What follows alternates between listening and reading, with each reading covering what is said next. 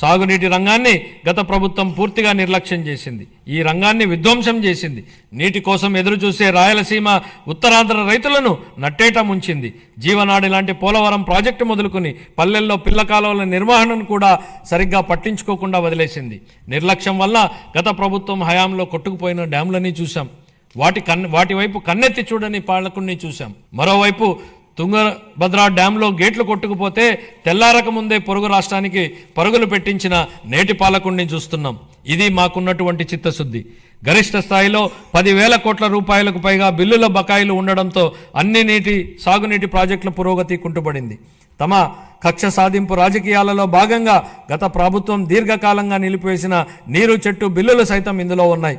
4,600 కోట్ల రూపాయల బకాయిలను చెల్లించి మా ప్రభుత్వం నిలిచిపోయిన ప్రాజెక్టులను పునరుద్ధరించింది. మిగిలిన బిల్లులను కూడా త్వరలోనే చెల్లించనున్నాం. పోలవరం ప్రాజెక్టు ప్రస్తుత మరియు భావితరాల ప్రజలకు జీవితాలను మెరుగుపరుస్తుందని, అలాగే రాయలసీమ ప్రాంతం మరియు ఉత్తర కోస్తా జిల్లాల భవిష్యత్తును మారుస్తుందని మా ప్రభుత్వం బలంగా విశ్వసిస్తోంది. భవిష్యత్తును తీర్చిదిద్ది వ్యవసాయాన్ని పరిరక్షించి మన రాష్ట్రాన్ని నీటి భద్రత గల కరువు రహిత రాష్ట్రంగా మార్చే శక్తి ఈ ప్రాజెక్టుకు ఉంది. మా ప్రభుత్వం ఈ ప్రాజెక్టు మొదటి దశకు గాను కేంద్ర ప్రభుత్వం నుండి 12,157 కోట్ల రూపాయలను పొందగలిగింది. ఇప్పటికి 73% పురోగతిని సాధించిన ఈ ప్రాజెక్టు 2027 నాటికి పూర్తి కానుంది. గోదావరి జలాలు ఏటా 2,000 టీఎంసీల నీరు సముద్ర పాలవుతున్న పరిస్థితి ఓవైపు, నీరు లేక ఎడారిగా మారుతున్న రాయలసీమ ప్రాంతం మరోవైపు. వృధాగవుతున్న నీటిని సద్వినియోగం చేసుకుంటూ ఆంధ్రప్రదేశ్ను కరువు రహిత రాష్ట్రంగా మారుస్తూ రైతుల జీవితాలలో వెలుగు నింపే దిశగా బృహత్తరమైన పోలవరం బనకచెర్ల నదుల అనుసంధాన ప్రాజెక్టును మన గౌరవ ముఖ్యమంత్రి గారు శ్రీకారం చుట్టారు. దీనికోసం ప్రణాళికలు రూపొందించే ప్రక్రియ ప్రారంభమైంది. ఈ బృహత్తరమైన ప్రాజెక్టుకు అవసరమయ్యే 1,000 కోట్ల రూపాయలను సమకూర్చుకోవడానికి ఉన్న అన్ని అవకాశాలను గౌరవ ముఖ్యమంత్రి గారు అన్వేషిస్తున్నారు.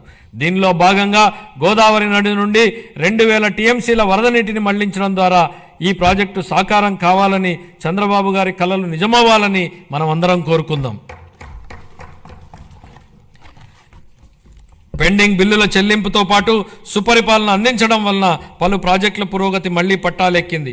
వీటిలో హంద్రీనీవా సుజల స్రవంతి ప్రాజెక్టు వెడల్పు చేసే పనులు ఇప్పటికే ప్రారంభమయ్యాయి. పూల సుబ్బయ్య వెలుగొండ ప్రాజెక్టు, చింతలపూడి ఎత్తిపోతల పథకం స్టేజ్ 2లోని బొడ్డేపల్లి రాజగోపాలరావు వంశధార ఫేజ్ 2 పనులు వివిధ దశల్లో ఉన్నాయి.